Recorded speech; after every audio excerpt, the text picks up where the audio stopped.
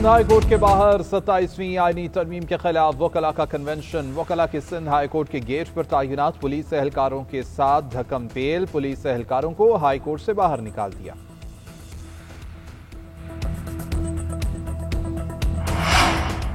وزیر اعظم کی زیر صدارت پاکستان ریلویز کے امور پر اجلاس، ریلوے کی بحالی، اپ گریڈیشن اور دیگر امور پر ستائش، وزیر ریلوے اور ٹیم کی کاوشوں کو سراہا۔ شہباز شریف نے کہا کہ ریلوے کا نظام معیشت اور مواصلات میں ریڑھ کی ہڈی کی حیثیت رکھتا ہے، ریلوے نظام کی بحالی کی طرف اٹھائے جانے والے اقدامات لائق تحسین ہیں۔ وزیر اعظم کی ریلوے کی زمین کے معاملات میں پبلک پرائیویٹ شراکت داری ماڈل اپنانے کی ہدایت، ریلوے حکام کی وزارتی امور پر بریفنگ۔ بتایا اسلام آباد تہران استنبول ٹرین سروس جلد شروع ہوگی، قازقستان ازبکستان افغانستان ریل منصوبے پر بھی ابتدائی کام ہو رہا ہے۔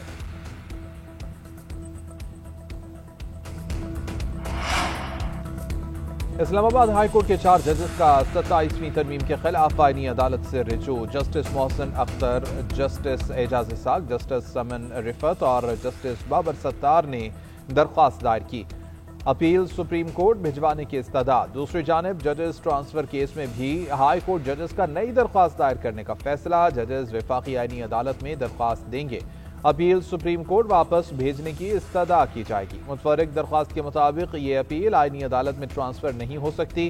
5 ججز کی جانب سے آج ہی رجوع کرنے کا امکان، کیس 24 نومبر کو آئینی عدالت میں مقرر ہے۔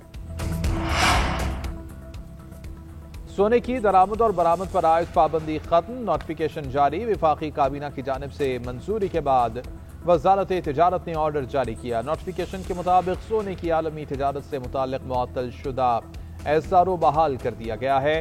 درآمد اور برآمد سے متعلق کچھ ترامیم کی گئی ہیں۔ قیمتی دھاتوں اور زیورات کی درآمد اور برآمد کا فریم ورک برقرار رہے گا۔ فریم ورک شفافیت اور خودکار نظام میں بہتری کے ساتھ جاری رہے گا۔ پاکستان اور IMF کے درمیان 10 روزہ تکنیکی بات چیت مکمل۔ پاکستان نے گزشتہ 10 سال کی سپلیمنٹری گرانٹس کے خصوصی آڈٹ کا مطالبہ مان لیا۔ ذرائع وزارت خزانہ کے مطابق سپلیمنٹری گرانٹ پر وفاقی اختیارات محدود کرنے کا مطالبہ بھی تسلیم۔ تکنیکی مشن پاکستان بجٹ پروسیس کے لیے اہداف پر عمل درآمد کا جائزہ لینے کے لیے 11 نومبر کو پاکستان پہنچا تھا۔ پبلک فائنانس مینجمنٹ اور بجٹ کے عمل سے متعلق دیے گئے اہداف پر مشاورت کی گئی۔ پبلک فائنانس مینجمنٹ کے ڈیجیٹلائزڈ ماسٹر پلان کی نگرانی پر اتفاق۔ قیدیوں سے ملاقاتیں کرانے سے وزیر اعلیٰ پنجاب کا کوئی لینا دینا نہیں ہے۔ مریم نواز کسی سرکاری افسر کے کام میں مداخلت نہیں کرتی۔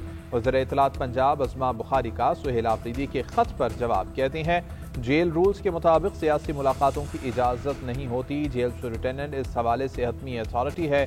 سہیل آفریدی ہمیں قانون پڑھانے سے پہلے خود پڑھ لیں۔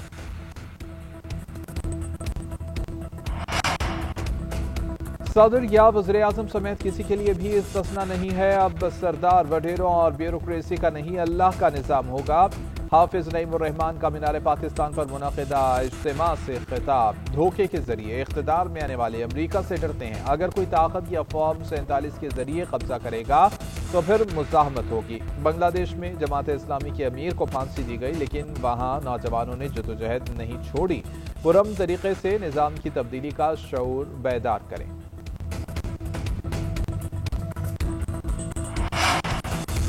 قومی اسمبلی کے 6 اور صوبائی اسمبلی کے 7 حلقوں میں ضمنی الیکشن، انتخابی مہم کا وقت ختم، سامان کی ترسیل جاری، پولنگ کل ہوگی۔ NA 18، NA 129، NA 143 پر الیکشن ہوگا۔ NA 185، NA 96 اور NA 104 پر ضمنی انتخاب۔ صوبائی اسمبلی کے حلقہ PP 98، 115 اور 116 پر ضمنی الیکشن ہے۔ PP 73، 87، 203 اور 269 پر بھی ووٹرز حق رائے دہی استعمال کریں۔